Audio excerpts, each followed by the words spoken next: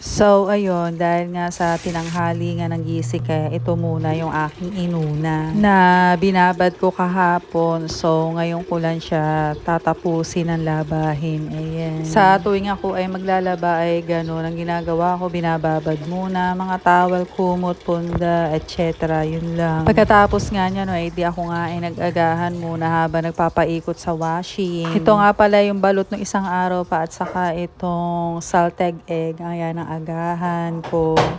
At maya-maya nga, hindi ako nga nagtimpla na rin ng kape. Oh. Then I get At maya-maya nga, di ako nga ay nag-ready nga ng pagluluto ng pansit canton gisado. Ayan.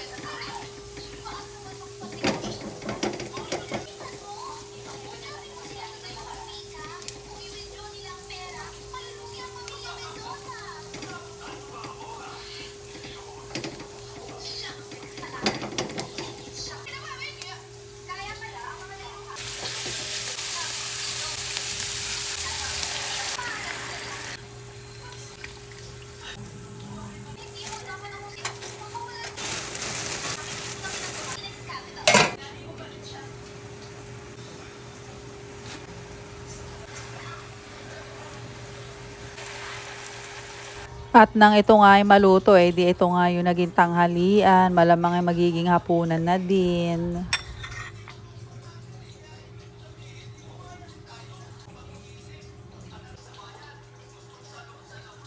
At pagkatapos ko nga mananghalian, di ito nga nagbuko juice na rin at saka itong hopya tipas. Ayan, na ako lang ang kumakain.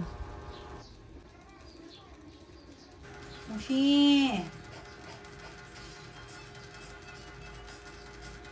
O ay di hapon na naman, dito nga ay 3:00 na mahigit ang oras at pagkatapos nga niya ay di nag-banana Q at saka itong watermelon.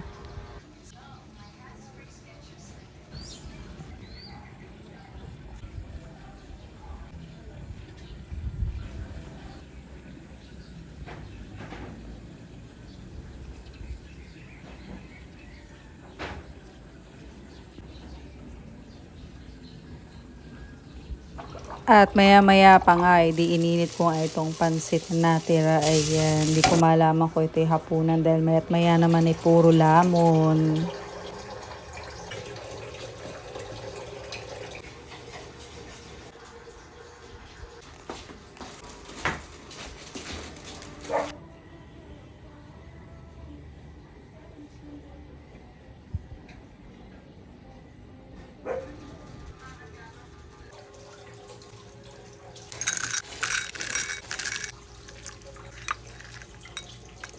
O ay di pagkatapos nga niyan, di ito na nga tulugan na. Adios.